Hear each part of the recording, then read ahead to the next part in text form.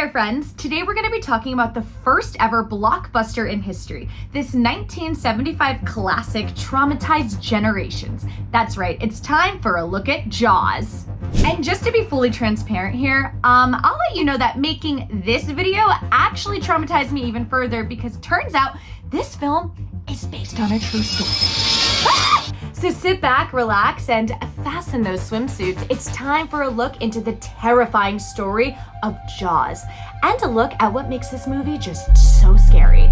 This maybe isn't news to you, but shark attacks worldwide number somewhere around 100 each year, with about 10 to 12 deaths every year. And topping on the list of the most shark dangerous countries, in other words, where you've got the best chances of getting a bite taken out of your leg while you're just paddling around, we've got Australia and the United States. Granted, it's not a lot, but those few attacks every year are enough to scare the dickens out of all of us. And a lot of that is thanks to a movie which made sharks the #1 enemy of the seas, Jaws. And then again, our fear might not be totally irrational because this one is based on a true story. The 1916 shark attacks off the coast of New Jersey in the United States. It was such a tragic story that marked the state's history. In 1916, between the 1st and the 12th of July, a series of shark attacks took place in the northeast of the United States, off the coast of New Jersey. It was a summer already marked by an epidemic of polio and a heat wave that pushed thousands of people to the seaside resorts of the state. We'll give you a look at the photos, and honestly, they just make me kind of want to take some time off and do a little beach trip myself. But this little corner of paradise was about to turn into an absolute nightmare. On the 1st of July in 1916, a 28-year-old man at Long Beach Island was attacked just 49 feet off the coast. So that's very close to the beach. And he died in front of horrified eyes of his fellow beach enjoyers. He was attacked in the water that was just 3 feet deep, and there were a lot of witnesses.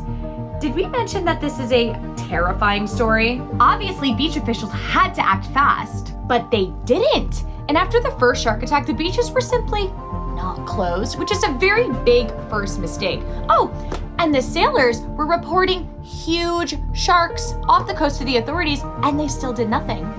Wouldn't want to disturb the happy seaside relevers. What's more, rumors began to take hold, including the idea that a dead man was attacked by a giant sea turtle. Faced with this incredible level of negligence, disaster struck again. Just 5 days after the original attack, a 27-year-old man was swimming less than 400 feet away from the coast was attacked. A lifeguard brought his mangled body all the way onto the shore without even clearing the beach first. And honestly, standards back then were definitely wild. It makes Game of Thrones look like a Pixar movie. On the 12th of July, no less than 3 attacks, 2 deadly, took place after a sailor had that very morning reported a 8-foot-long shark to the authorities, who obviously didn't listen. In just a dozen days, 5 different people had been attacked and only 1 survived. A catastrophic track record. The deadly triple event on July 12th finally unleashed a wave of panic. Chaos ensued and locals went on the offensive. A shark hunt was on. Someone finally wound up capturing a 7.5-foot female great white, and shark attacks ceased. So we can deduce that it was that shark causing all of the terror? Theories abound. Was it just one shark? Why did it attack so many people? Could it have actually been a bull shark, who are known for being far more aggressive than great whites? Most likely, there were several sharks involved. The beaches where the attacks occurred were scattered all over the New Jersey coast, some over 60 miles away from each other. Still, I mean, the idea of a single bloodthirsty man-eating shark took hold, and the media couldn't resist. The story wasn't totally without precedent. I mean, there's the Loch Ness Monster, the Beast of Gévaudan, the legend of a mysterious and terrifying man-eating beast just can't help capture the attention of the press. Journalists jumped at the chance and rode the wave of panic that was completely sweeping the country. It even reached all the way to President Woodrow Wilson, who was offering a bounty for anyone who was willing to hunt the sharks. It eventually became the biggest animal hunt of all time, and at that time we knew very little about sharks, so mass hysteria was inevitable. People saw sharks everywhere, people hunted sharks everywhere. The legend of the man-eating shark, and just fascination with sharks in general, owes a lot to the disastrous events of 1916. These events also had an enormous impact on American culture in the forms of films, comic books, and more. And the story of the man-eating shark and panicked beachgoers had a very big impact on one man in particular. In 1964, Peter Benchley, journalist and a Harvard graduate, read an article in the New York Daily News about a fisherman who'd caught a 2-ton shark off the coast of Long Island. You heard that right, 2 tons. That's about the equivalent of the weight of 2 cars. Not long after, a publishing agent contacted Benchley to say that he appreciated his writing. Peter mentioned in the story of the shark, saying that he thought it might inspire a book. And that was enough. The two signed a deal for Peter Benchley to write a book about sharks. It all started to get even more interesting once Peter Benchley picked up the story of the 1916 New Jersey shark attacks as one of his main sources of material. You see where this is going, right? The book would eventually be titled Jaws, and its release was honestly underwhelming. Critics thought it to be toothless and just generally a bad book. But one of its main characters did become a smash hit, the bloodthirsty shark. The book ended up selling widely well and was reigning for 44 weeks at the top of the bestseller list. Its success did not go unnoticed by 2 film producers, David Brown and Richard Zanuck. They called up Peter Benchley as well as a screenwriter named Carl Gottlieb and tasked them with a writing adaptation for the silver screen. And to direct it, they called on a 20-something-year-old director who had already caught their eye, Steven Spielberg. The team had the work cut out for them. The source material being Benchley's book was full of humor, detailed descriptions, and the internal lives of the characters. But Spielberg and co, on the other hand, wanted the opposite effect. They wanted to freak people out. It's time to talk about the filming of Jaws, and boy do we have a lot to talk about. The film's original budget was $2.5 million, which eventually exploded to $12 million. 5 times the original. But just how did this come about? The technical crew took residency in Edgartown, a little village with less than 400 inhabitants, situated on Martha's Vineyard, which is an island off the coast of Massachusetts. A significant amount of the film was shot there. Martha's Vineyard served as the setting for the fictional island of Amity. It's all quite close to New Jersey, where the actual incidents took place in 1916.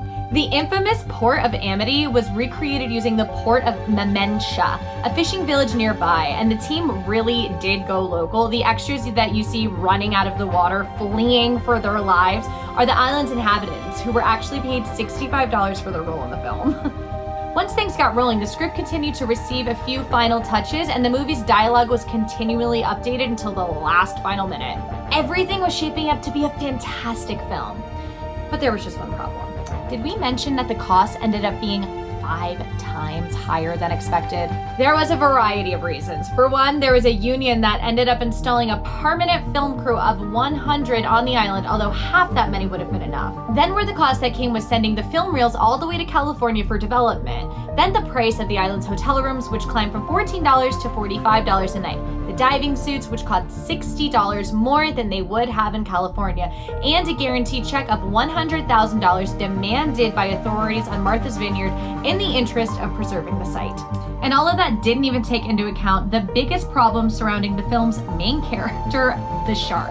The filmmakers created 3 animatronic sharks, which barely worked and even sunk more of the film's budget. The CEO of the company directing Universal Pictures, who back then was the director of Universal, so we're talking like the big guns, brought together Spielberg and his entire production team and threatened to completely drop the project with all of its exorbitant costs and never-ending filming schedule. The outdoor footage, which was originally scheduled to go up for a month and a half from May to the end of June 1974, had wound up lasting through the summer and all the way into December, a grand total of 6 months of filming. In addition to those 6 months of filming, there were underwater shots which were filmed in South Australia in super dangerous reefs. So some of the images you see in the film are shots of actual real sharks. That's the case. For example, when Hopper, a character in the movie, is in an underwater cage surrounded by sharks. Okay, I know what you're thinking. Wait a minute.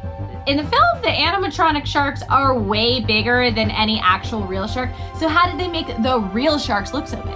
And we've got the answer. The actor who played Hopper was replaced by a little person, and the cage was made as small as possible in order to make the sharks look as massive as their animatronic colleagues. All right, so filming was endless and complex, but what about the next step?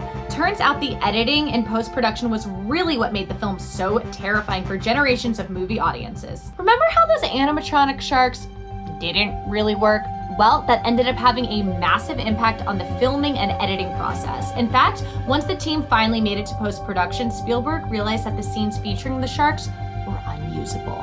Just when everything was about to go bottoms up, an editor on the team, Verna Fields, came up with what turned out to be an absolutely genius idea. She told Spielberg to remove all of the shots featuring the animatronic sharks and to make the movie's threat a mere suggestion. At least in the beginning. Gotta say, Verna's definitely the type of person I would want on my team. You mess up the tune of $1 million and she comes up with a brilliant plan with no cost, which totally solves the problem, but also turns the movie into an absolute cult classic.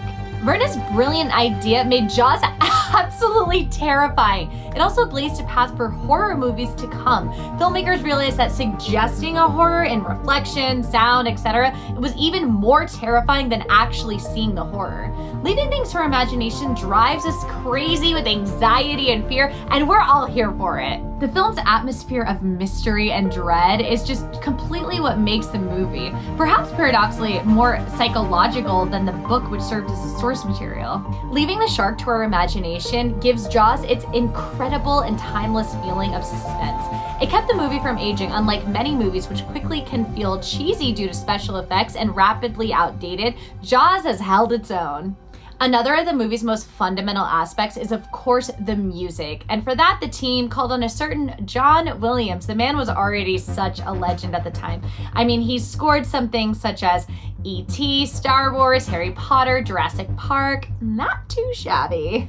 And something you might notice if you think about the films we just listed, they all have very identical music scores. And the same goes for Jaw. I mean, the infamous repeated two notes just completely translate into a feeling of obsessive stress and terror, and it's one of the main contributors to the film's suspense. And it also serves as the perfect vehicle for the collective psychosis of the inhabitants of Amity. Oh, and another funny anecdote, French channel TF1 sampled part of Jaws' score in their music, and we'll show you, it's pretty funny. All right, back to where we were. Jaws was released in 1975 and smashed its way to the top of the box office with its 3 Oscars and some of $470 million in ticket sales. It's considered to be the first ever blockbuster in the history of cinema. Universal unlocked millions for advertising, and the teasers were pretty scary. It lives to kill, a mindless eating machine. It will attack and devour anything. It's as good as if God created the devil and gave him Jaws. The film became a cult classic, and sharks reigned as terrors in our imaginations worldwide. Spielberg's subtle suggestion of horror gave the film's unique touch around the world.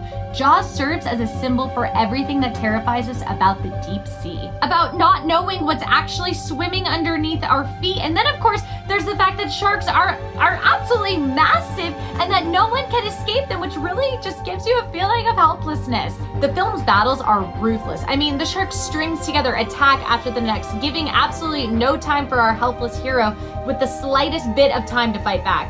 And without giving any hope to the movie viewers, not even the armed cop is able to stop him. In other words, the movie's artistic decisions and ingenious marketing made it a timeless classic that has terrified generations. Last but certainly not least, the fact that this film is based on true stories makes it particularly more believable. Like we said in the beginning of this video, a series of shark attacks really did take place in which no one took the necessary precautions to prevent more victims. Jaws explains this through the character of the city mayor who refuses to close the beaches in an attempt to keep businesses alive and refrain from scaring away tourists. With its true story basis, its use of what has since become a classic horror film tool, and its translation of humanity's deepest fear, it's no wonder that Jaws is still today the movie that makes you think twice about diving into the water.